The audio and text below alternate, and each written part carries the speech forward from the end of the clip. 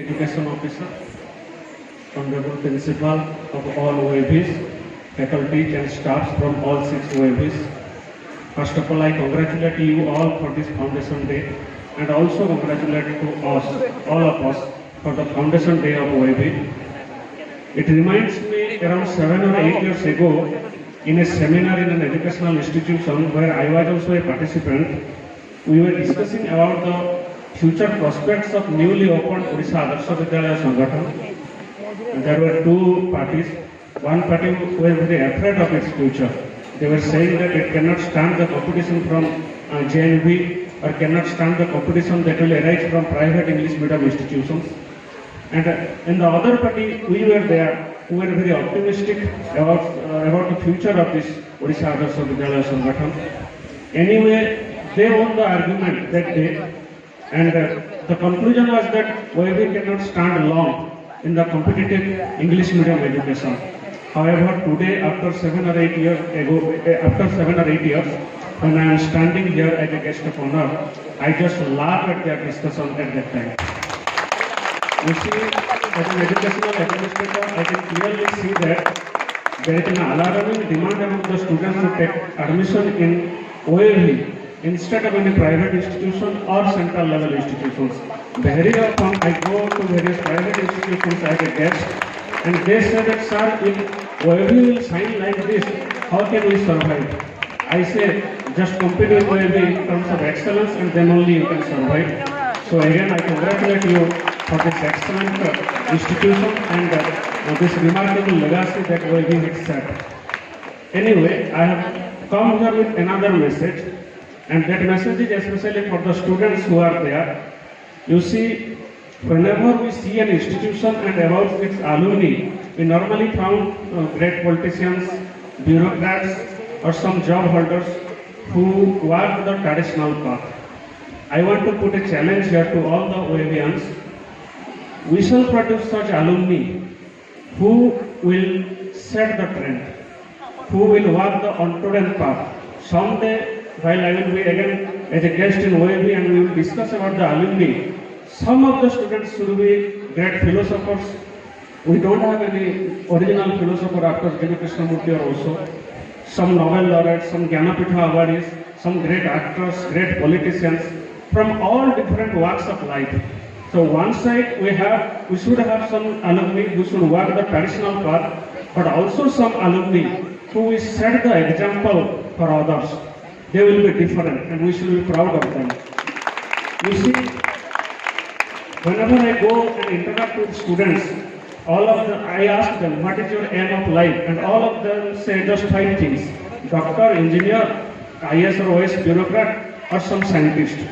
I just wonder, if we talk about individual difference and all students are quite different from others, how can your aim be summed up in 5 posts only? I rather put a challenge here. Don't put any post as an aim, rather discover in what sectors you are interested in. And this is the time for that. Take part in dramatics, take part in sports activity, take part in academics, take part in whatever facility available here. And gradually when you self-introspect, you will find out that in 2 or 3 sectors you are good at. I realized it quite late during my post-graduation that I am good in education sector. So I put an aim that I will be anywhere in education sector, maybe a teacher, maybe an administrator, or maybe privately as a teacher or an institution maker. But in my area of interest, my area of aptitude is education sector. Similarly, you have to identify yourself what are the areas in which you are interested in, not a post. You can be IAS, you cannot be IAS. But if your area is administration, then you can be anywhere in administration, privately or in government sector. So experiment with yourself in this way. Discover 2 or 3 areas of interest and pursue that. Another thing is that there are two ways to pursue a career. If you walk the traditional path, suppose you have to apply for a bank job or SSC job or IAS, OS job, you have to compete and achieve. That is traditional path. But if you are innovating a new path, if you are charting a new path, then the mantra for you is innovate and struggle. You have to have faith on your belief, on your dream, And you have to have the conviction that one day my dream will be realized. Only with that struggle, only with that belief and some courage, you can innovate a path which will be example to others. So two paths I am suggesting you. Some of you will go compete with others, be the best and achieve something. Some of you will have courage, have a dream and pursue a career which is totally unconventional and which is example to others. Like Mahatma Gandhi. Mahatma Gandhi chose a career, he amalgamated spirituality with political science and became something totally different. So be something totally different from the environment and time you are in. That I want from the students of OAVS. And always be multidisciplinary. This is not the time for you to choose one discipline and pursue that. This is the time that you have to do everything. You have to be jack of all trades and master of one. Jack of all trades and master of one. When you are jack of all trades, just like honeybee, you collect nectar from different flowers and make honey of your own. Similarly, have the best from every side, every discipline, and make the honey and be the best in one discipline. And another thing, whenever you are pursuing a career in life, not just pursue a career, rather have a legacy. Don't be just popular, have a reputation. And a legacy can be set up only when you originally contribute to that domain of career. So don't just have a career. If you are a teacher, don't be just a teacher. Set behind a legacy for others to look up to. So legacy cannot be achieved without hard work and a vision and some innovation.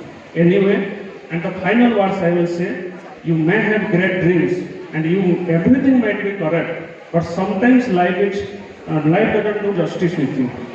At that time, don't quarrel with life. It is your life. Have trust with life. In life, there is nothing like success or failure. There are only experiences, sweet or bitter. Enjoy the experiences and don't fall in the trap of success or failure. Take the journey very joyously and have faith upon life and the conviction that wherever life takes me, after all my sincerity, after all my efforts, whatever life offered me, I am grateful to life for that. Thank you very much.